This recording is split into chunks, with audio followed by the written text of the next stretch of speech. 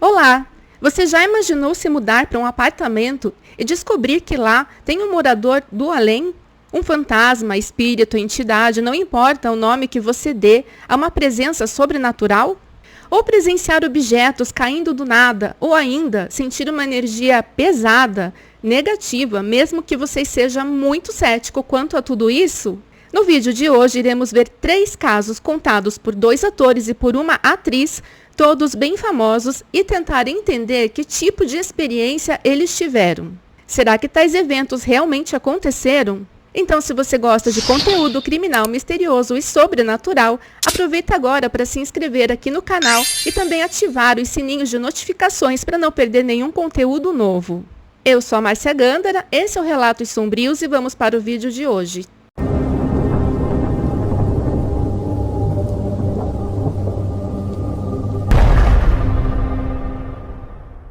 O primeiro caso aconteceu com o ator Murilo Benício, atualmente com 53 anos, que contou no programa do Fábio Porchat uma história bem inusitada. Ele contou que depois de se separar da também atriz Alessandra Negrini em 1999, ele resolveu comprar um apartamento que era da colega Adriana Esteves. O que ele não contava é que já tinha alguém morando lá. Mas os primeiros sinais de que tinha uma presença invisível ali só começaram a acontecer 6 meses depois da mudança. Inclusive, na primeira vez, o filho do ex-casal, o Antônio Benício, na época com 3 aninhos, ele estava com o pai no apartamento. O Murilo disse que eles estavam chegando em casa e o Antônio saiu correndo pelo corredor, como sempre fazia, para pular na cama do pai. No momento em que o Murilo está indo atrás do filho, ele percebe que alguém passou por trás dele. E em seguida ele olha para o menino que diz, abre aspas, pai, quem entrou no meu quarto? Um homem saiu do banheiro e entrou no meu quarto. Fecha aspas. Aí já dá para perceber que tinha algo estranho, porque no exato momento em que ele viu um vulto passar, a criança viu como se fosse uma pessoa de carne e osso. E a gente sabe, né, que criança, ao mesmo tempo que gosta de inventar coisas, e que têm imaginações muito férteis, eles também têm muita sensibilidade até mais ou menos os 7 anos de idade. Talvez nem todas, mas com muita frequência, aparecem crianças dizendo coisas das quais não tinham conhecimento, por exemplo. Bom, nesse ponto, o Murilo fez uma narrativa com boas doses de humor, mas que nessa hora ele contou que precisava aparentar ser a pessoa mais corajosa do mundo. Imagina, o filho pequeno é que não podia ver o pai assustado. E podia ter alguém estranho lá dentro, um assaltante, sei lá. Então, ele entra no quarto do Antônio, procura por alguém, mas não vê nada. Mesmo assim, ele tinha a impressão que ele e o filho não estavam sozinhos, mas ficou por isso mesmo. E que bom que o Antônio não morava com o pai, porque teve outras vezes em que a luz acendia ou apagava do nada. Às vezes, as luzes do apartamento todas acendiam de repente, o que poderia acontecer se o apartamento fosse mais antigo, com problemas de fiação ou alguma coisa do tipo. Mas, provavelmente, Adriana Esteves, que vendeu para ele, teria informado sobre esse tipo de problema. O fato é que coisas inexplicáveis acabavam acontecendo e, segundo Murilo contou, ele, que não era muito de rezar, chegou a rezar várias vezes, mas a companhia indesejada não ia embora. Chegou num ponto em que ele até deu um nome para esse fantasma, Hugo. E batia a boca com o Hugo às vezes, tipo, acabei de abrir tal porta, você vai lá e bate. Mas o pior ainda estava para acontecer, porque o Hugo estragou um encontro romântico do Murilo. Isso mesmo, ele levou uma candidata namorada para jantar lá com ele e durante o encontro, o Hugo explodiu uma lâmpada na área de serviço. Aí, meus amigos, as coisas desandaram porque o Murilo ficou muito irritado. Ele foi até a cozinha gritando com o colega de AP, dizendo que nem as visitas ele respeitava. Ele disse palavras como que, inferno, eu te odeio, por mim você pegava suas coisas e ia embora ontem. Só que quando ele voltou para a sala, a paquera dele estava de olhos arregalados. E aí ele perguntou, você viu? E ela, não, ouvi. Como você pode falar com uma funcionária assim? Aí ele disse, não, é um funcionário. Porque ele não sabia o que era menos pior, a moça achar que ele gritava com as pessoas, ou ele tinha que contar, né, que tinha um fantasma lá e de repente a moça achar que ele era maluco ou ficar com medo. Final da história. Ele nunca mais se encontrou com a tal moça e acabou vendendo o apartamento. E ele vendeu para um conhecido, sem mencionar o Hugo, é claro. E já no primeiro dia que o homem se mudou para lá, ele já percebeu uma energia diferente e ligou para o Murilo, que só ficou ouvindo a história. O que dá a entender no desenrolar da situação é que o tal conhecido que comprou o apartamento do Murilo tinha uma mediunidade maior, talvez fosse espírita, e conseguiu tirar aquela presença dali, porque o ator encerrou a história frisando que aquela foi a única experiência com o sobrenatural que ele teve ao longo da vida. Será que realmente tinha alguém lá? Eu, particularmente, eu não vejo motivos para o ator, né, é muito respeitado, inclusive, inventar uma história assim. E será que o Antônio ainda se lembra desse dia? Bom, o segundo caso aconteceu com a atriz Cristiane Torlone, que dispensa apresentações, e acho que é de conhecimento da maioria das pessoas que ela perdeu um filho em um acidente com o carro em 1991. Ela era casada na época com o Denis Carvalho, pais dos gêmeos idênticos, que tinham 12 anos, o Guilherme e o Leonardo. A atriz estava na garagem de casa quando ela perdeu o controle do carro e caiu de uma altura de quase 5 metros. Felizmente, o Guilherme se machucou muito e perdeu a vida. Depois da tragédia, ela e o Leonardo moraram durante 3 anos em Portugal.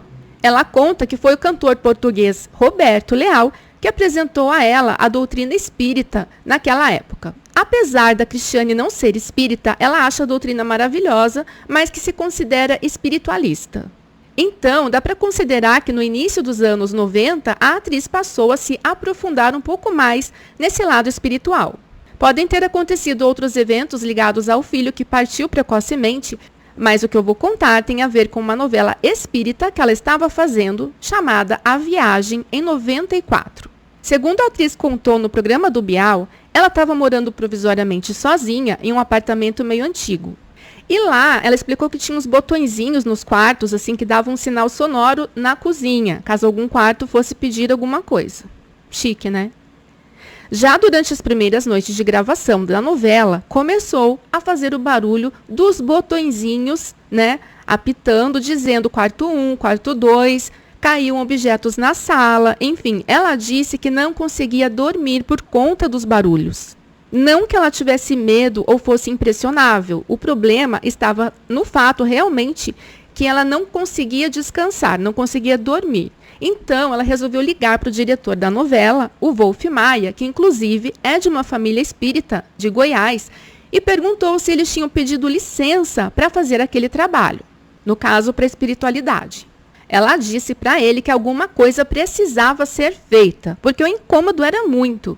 Então, o que eles fizeram? Se reuniram em uma casa espírita para orar, enquanto a Cristiane ficava no apartamento se concentrando, fazendo uma meditação, talvez uma oração, algo assim, ao mesmo tempo em que eles estavam lá na casa espírita. Depois desse dia, os barulhos simplesmente pararam. Bom, a gente sabe que em casas ou apartamentos antigos, inclusive a casa que eu moro, tem cerca de 130 anos. E que é comum alguns tipos de barulho, como a madeira trabalhando por conta de mudanças na temperatura e coisas do tipo. Agora, cair objetos do nada, já dá para a gente prestar um pouco mais de atenção, porque não é normal. Tá, e aí, seriam coisas da cabeça da atriz? O terceiro caso aconteceu com o ator Danton Mello, irmão do Selton Mello.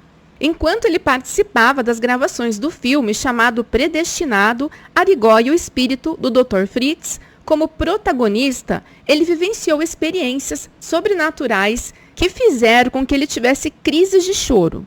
E é importante ressaltar aqui que o ator era ateu. Ele relatou que as crises de choro já começaram antes dele chegar na página 10 do script. Ele ainda estava lendo o roteiro para decidir se ele faria o filme ou não. E ele até se questionou muito sobre o porquê dele ter sido convidado para esse filme, já que era de conhecimento de muita gente que ele não era nem um pouco ligado à espiritualidade. Bom, ele terminou o roteiro e disse que sim, que ele faria o filme. Mas aí, durante as filmagens, em uma sequência de 2 cenas gravadas dentro de um presídio desativado, em que ele estava sozinho dentro da cela para filmar, ele percebeu algo estranho. Um lugar onde teve gente presa de verdade, pessoas que faleceram ali, né? Ele sentiu sensações muito ruins, energias muito fortes mesmo, e o que ele fez? Ele começou a pedir ajuda para o espírito do Zé Arigó, para ficar ali com ele, para protegê-lo de algo que ele mesmo não sabia explicar o que era, mas que estava ali para contar a sua história. Bom, para quem não sabe, o José Arigó era um médium que dizia que recebia o espírito de um médico alemão, o Dr. Fritz, que tinha sido preso 2 vezes por exercício ilegal da medicina e charlatanismo. E segundo pessoas que iam até ele e que o conheciam, que ele era sim um médium de respeito. Então, o ator contou que estava a um passo de ter uma crise de pânico, fechado dentro da cela, e que deve ter rezado até o Pai Nosso, quando, de repente, ele sentiu um alívio, uma certa paz, e conseguiu fazer aquelas cenas. A partir desse filme, o ator deixou de ser ateu, e que agora ele acredita que sim, que existe alguma coisa a mais, que ele acredita em milagres e em todas as cirurgias que o Zé Arigó fez, curando pessoas. Claro, ele ainda está em um processo de aprendizado, mas ele diz que seria impossível fazer um personagem como aquele e sair do mesmo jeito. Bom, eu acredito totalmente que ele passou por uma experiência, por experiências sobrenaturais, porque para uma pessoa deixar de ser cética e acreditar em algo tão inusitado não é muito fácil. Inclusive, o Danton já tinha passado por uma experiência da qual dificilmente sairia com vida, que foi um acidente de helicóptero em 1998, e que poderia ter mudado a forma dele enxergar as coisas, mas não, ele achava que ele tinha sobrevivido à queda por pura sorte.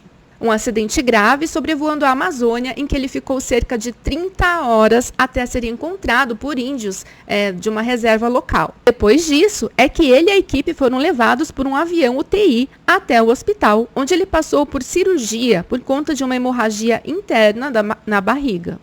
O interessante é que, momentos depois de passar pela cirurgia, o ator viveu uma experiência mística. Ele contou que foi na noite da cirurgia que um médico indígena foi falar com ele, o ajudou a se levantar da cama e pediu para ele ficar em pé, ser forte e resistir. Ele contou isso para o médico dele, que falou que isso seria impossível ter acontecido e que ele tinha sonhado. Anos depois, ele contou o fato para um amigo que é espírita e que explicou que aquilo que ele viveu foi uma experiência espiritual, que um espírito de luz não o deixou ir embora. Será que ele sonhou mesmo? Mas eu quero muito saber a sua opinião. Se você acredita que realmente eles tiveram experiências sobrenaturais ou se eles imaginaram tudo isso. Não esqueça de deixar o seu curtir e compartilhar o vídeo com pessoas que você sabe que também gostam desse tipo de conteúdo. Obrigada a quem ficou comigo até o final. Eu vou ficando por aqui, mas eu te espero no próximo vídeo. Um abraço.